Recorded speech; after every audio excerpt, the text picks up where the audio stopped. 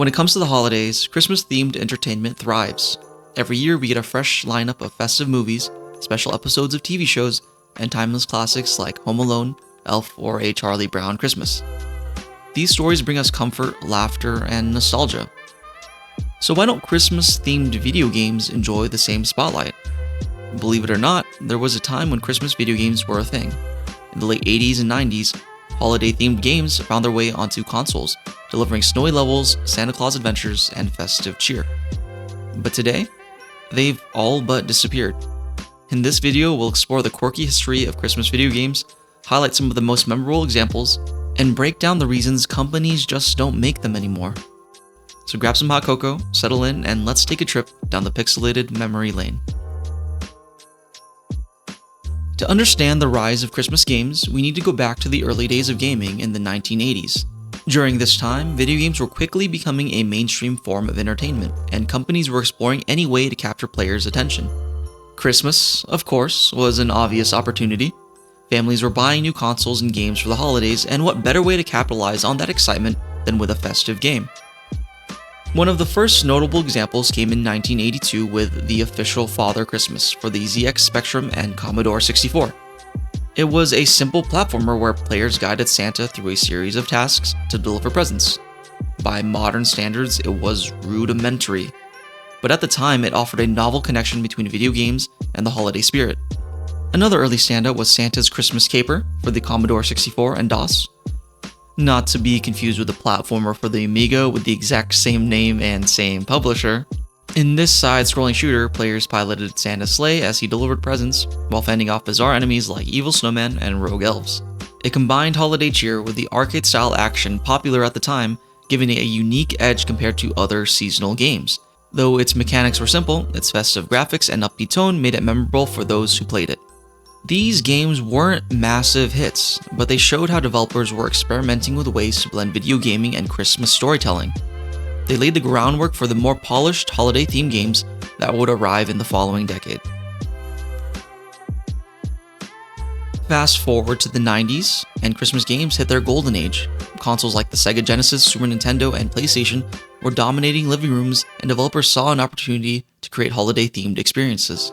One of the most infamous and perhaps beloved Christmas games of this era was Daze Before Christmas. Released on the Sega Genesis and SNES, this quirky platformer let players take control of Santa Claus himself, battling enemies, collecting presents, and spreading cheer. It was colorful, lighthearted, and surprisingly well made, even if it was overshadowed by bigger titles. Another popular example was Christmas Lemmings.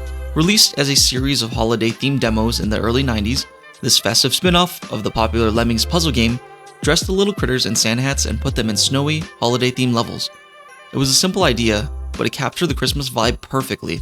Christmas games thrived during this era because they were fun, often inexpensive, and served as a charming way to celebrate the season, almost like a festive greeting card that happened to be playable.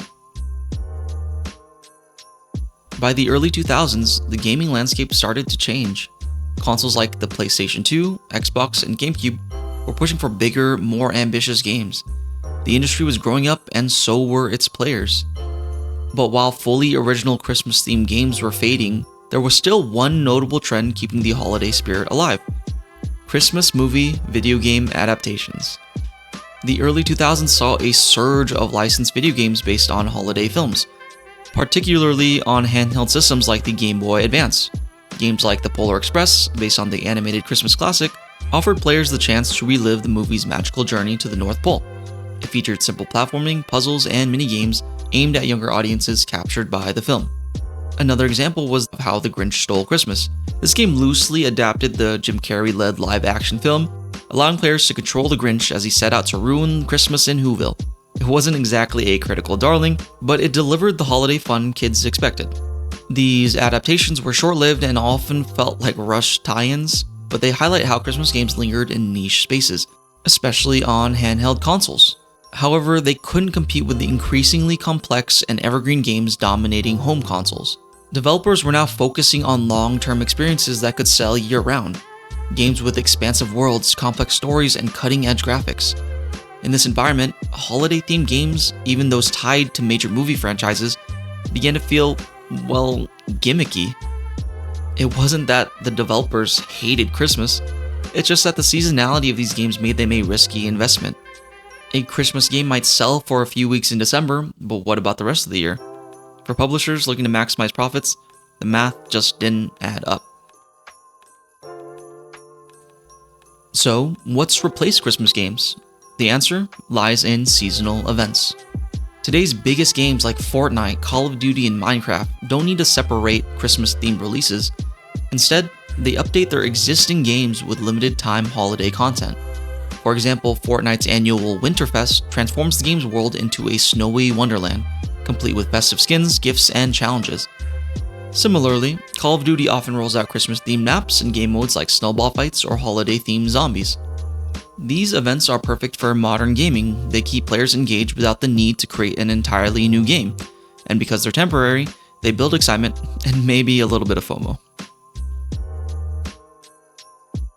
Even though Christmas games have disappeared, their legacy lives on. Those quirky titles from the 80s and 90s remind us of a simpler time in gaming, a time when developers could experiment, have fun, and embrace the holiday spirit. So while we may never see another Daze Before Christmas or Christmas Lemmings, that doesn't mean the spirit of Christmas has left gaming, it's just evolved. Whether it's through seasonal events, festive DLCs, or even just booting up your favorite game during the holidays, video games continue to bring people together during the most wonderful time of the year. Thank you for watching and have a very Merry Christmas.